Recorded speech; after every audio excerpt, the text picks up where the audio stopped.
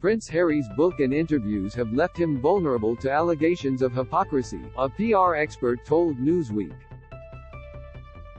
Spare became the fastest-selling nonfiction book in history after shifting 1.4 million copies by the end of its first day, but the publicity campaign has been a disaster for his reputation, Edward Coram James said.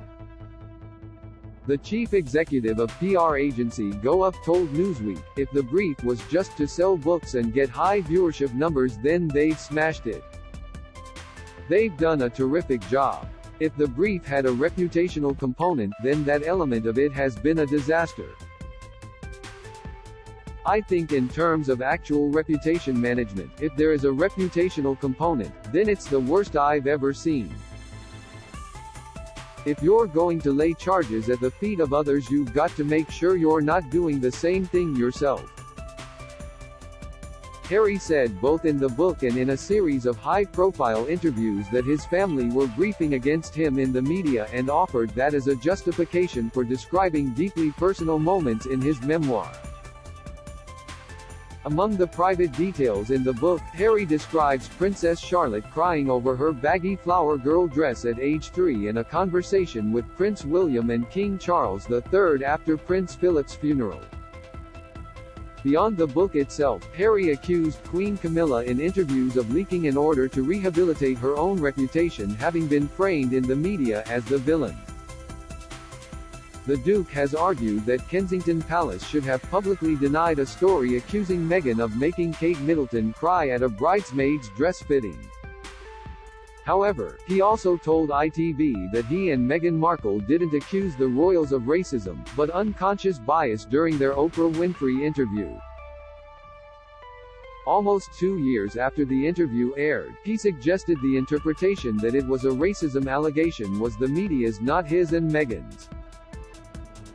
Double standard, James said. "You could say, right, this person's really rude to me.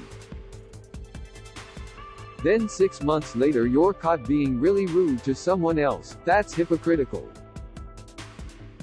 The way the Sussexes have been hypocritical has been much more direct than that because their actual response itself has been a double standard.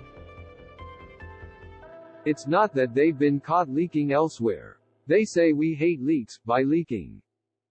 Something that really stood out in the ITV interview is there was this whole color of the baby's skin row where Harry clarifies that he's not actually accusing the royal family of racism, he's accusing them of unconscious bias. He says that the royal family are guilty of not clarifying statements.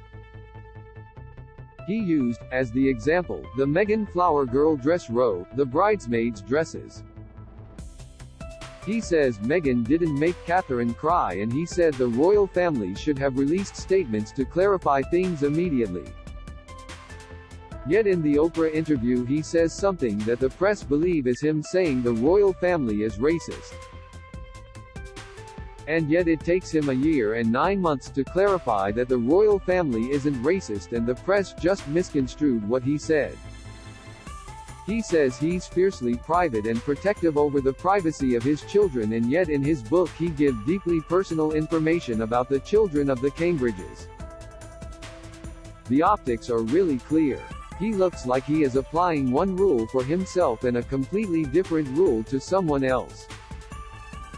James also suggested Harry might also be at risk of appearing hypocritical in relation to the British media, even though a large portion of his argument, including about the death of Princess Diana, was absolutely fair enough.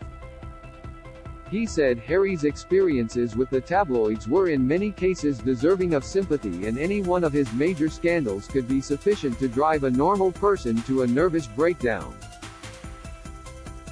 However, the prince also launches some deeply personal attacks on individual journalists, including a tabloid editor, whose name he says is a perfect anagram for Rehabber Coops, an apparent reference to former News of the World editor Rebecca Brooks. Spare reads, "Loathsome toad, I gathered. Everyone who knew her was in full agreement that she was an infected pustule on the A*** of humanity, plus AS*** excuse for a journalist. The characterization comes after Meghan's debut Spotify podcast Archetypes looked at the negative labels that hold women back. James said, all his experiences with the media can culminate to become incredibly traumatic for him, and I think on that element his deep mistrust of the press is understandable because of what they've put him through. On the other hand, if you are going to call out other people for malpractices, you have to make sure that you are not committing exactly the same mistakes. And so he can't go around being incredibly vile about individual members of the press. You can talk about the press without bringing any individual person into disrepute, but to go and make very personal, very aggressive attacks on individual people is very, very difficult, especially from someone like Harry who has the profile where that stuff sticks. He is now doing the one thing that he has said he is not about, which he laments and hates. Jack Royston is Newsweek's chief royal correspondent based in London. You can find him on Twitter at @Jack_Royston and read his stories on Newsweek's The Royals Facebook page. Do you have a question about King Charles III, William and Kate, Meghan and Harry, or their family that you would like our experienced royal correspondents to answer?